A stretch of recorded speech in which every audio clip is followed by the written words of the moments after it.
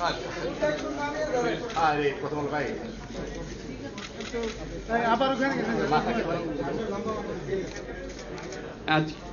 আলাইকুম।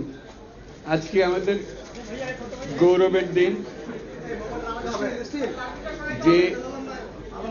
যে বিপ্লবের মাধ্যমে বাংলাদেশ আজকে নতুন বিজয় দিবস সৃষ্টি করলো, সেটাকে সামনে রেখে এবং আরো মজবুত করে আমাদেরকে সামনে এগিয়ে যেতে হবে। যারা এটা সম্ভব করেছে, যে তরুণ সমাজ, তাদের প্রতি আমি আবার সমস্ত প্রশংসা এবং কৃতজ্ঞতা জানাচ্ছি। তারা আমার পাশে আছে।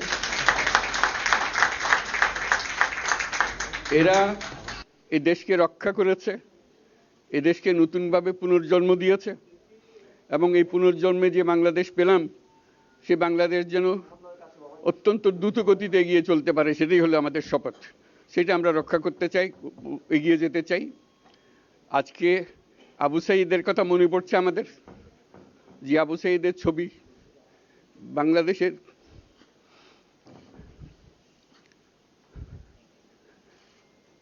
প্রতিটি মানুষের মনে গেঁথে আছে। এটা কেউ ভুলতে পারবে না। কি অবিশ্বাস্য একটা সাহসী যুবক,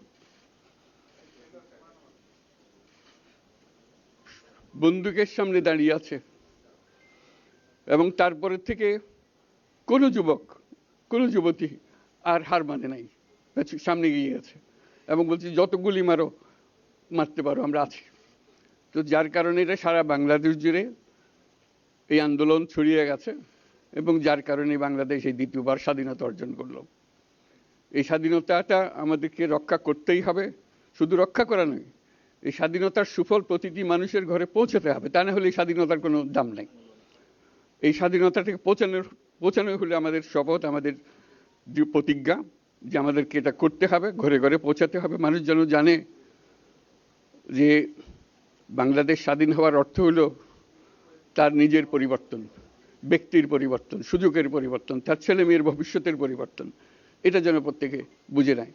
এবং আজকের তরুণ সমাজকে বোঝানো যে এই দেশ এটা তোমাদের হাতে, তোমরা এটাকে তোমাদের মনের মতো করে গড়ে তুলবে। তোমরা যেগুলো স্বাধীন করতে পেরেছো, তোমরা এটাকে তোমাদের মনের মতো করে গড়তেও পারবে, এবং তোমাদের দেখে সারা দুনিয়া শিখবে কিভাবে একটা দেশ, একটা তরুণ সমাজ গ্রহণ করতে পারে এবং তাকে পাল্টে ফেলতে পারে।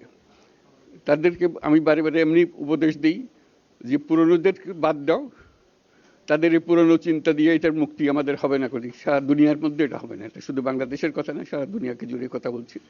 তোমাদের মধ্যে যে শক্তি আছে, যে ক্রিয়েটিভিটি আছে, সৃজনশীলতা আছে, সেই সৃজনশীলতাকেও কাজে লাগাতে হবে। এটা শুধু বই খাতাতে লেখার জিনিস না, এটাকে প্রকাশ করার জিনিস, স্থাপন করার জিনিস। সেটা করা, এটা আমরা এই আজকে আমাদের পুরো কাজটা হলো, দায়িত্বটা হলো, তারা যেটা অর্জন করে নিয়ে এসছে এখন তাদেরকে দিয়ে এটাকে করিয়ে দেওয়া, আমাদের সমস্ত কাঠামোগুলো পরিষ্কার করে দেওয়া। সরকার বলে একটা জিনিস আছে, কিন্তু মানুষের কোনো আস্থা নেই। মানুষ মনে করে সরকার একটা দমন পীড়নের একটা যন্ত্র, যেখানে পায়, যেখানে সুযোগ পায় তার একটা কষ্ট দেওয়া, তার থেকে নিংড়ে দেওয়া, যে সকল স্তরে।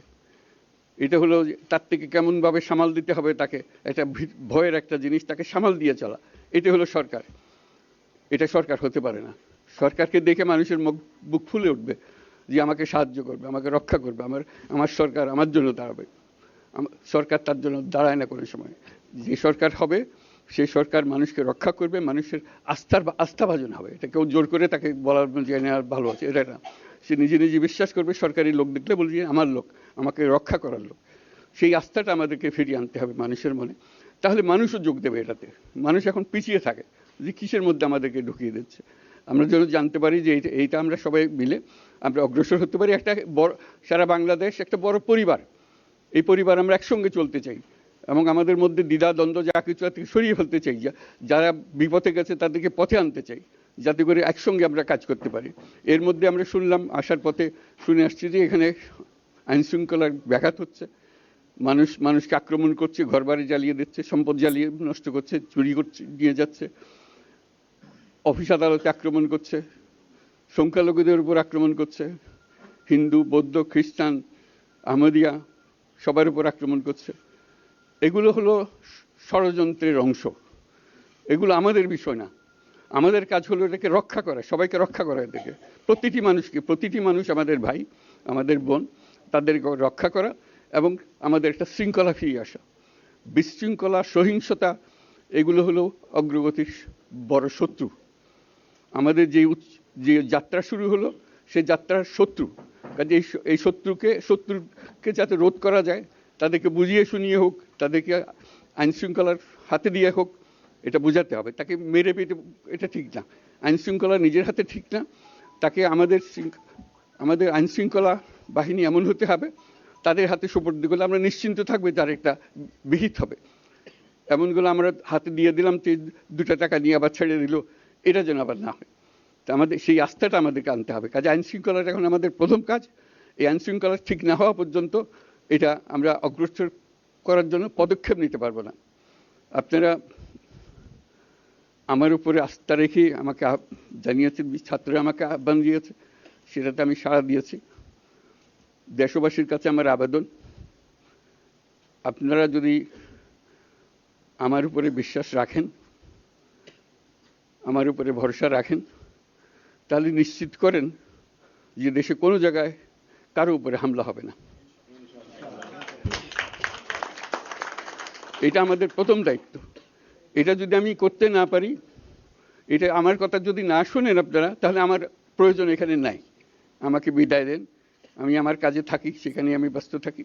যদি আমাকে প্রয়োজন মনে করেন, তাহলে আমাকে প্রয়োজন মনে করলে আপনাদেরকে দেখাতে হবে যে আমার কথা আপনারা শোনেন।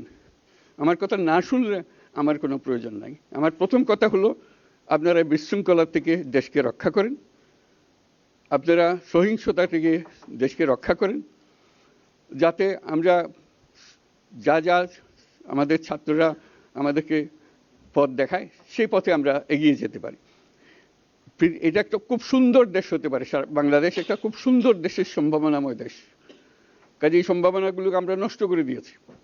এখন আবার সেই বীজতলা আবার তৈরি করতে হবে, আবার আমাদেরকে জেগে উঠতে হবে।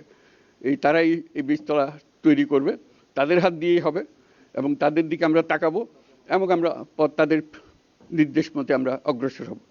এখানে সরকারি কর্মকর্তা কর্মচারী যারা আছেন, সেনাবাহিনী, বিমান বাহিনী, নৌবাহিনী প্রধানরা যারা আছেন, তাদের প্রতি অনুরোধ, আমরা একটা পরিবার। এইটার মধ্যে যেন আমাদের গোলযোগ না হয়, আমরা একযোগে একসাথে চলতে পারি এবং আমরা তড়িৎ গতিতে একটা সুন্দর বাংলাদেশ গড়ার পথে এগিয়ে যেতে পারি। সেটাই আমার কামনা। আপনাদের সবার কাছে আবেদন, আমাদেরকে সেই সুযোগ দেন, আমরা সেই পথে আমরা যেন অগ্রসর হয়ে নিজের প্রশান্তি পাই। পৃথিবীর সবাই আগ্রহ করে তাকিয়ে আছে আমাদের দিকে। এখানে যখন ছাত্ররা রাস্তায় নেমেছে, পৃথিবীর সব জায়গা থেকে অভিনন্দন এসছে, যে তারা অবাক হয়ে গেছে। আমাদের তো গা শিউরে উঠেছে, প্রতিদিন যা হয়েছে অবিশ্বাস্য কাণ্ড। তাদেরও এটা স্পর্শ করেছে, তাদের তরুণরাও জেগে উঠছে আমাদের ছেলে মেয়েদের এই অভিজ্ঞতা থেকে, তাদের এই সংবাদ থেকে তারাও চোখ জেগে উঠেছে আমরা কি করতে পারি। কাজে আমাদের কাজ হবে এগুলো সম্পূর্ণ করা। আমরা আজকের থেকে শুরু করলাম, সেটা আশা করি আমরা দ্রুত গতিতে এগিয়ে যেতে পারবো। সবাইকে ধন্যবাদ।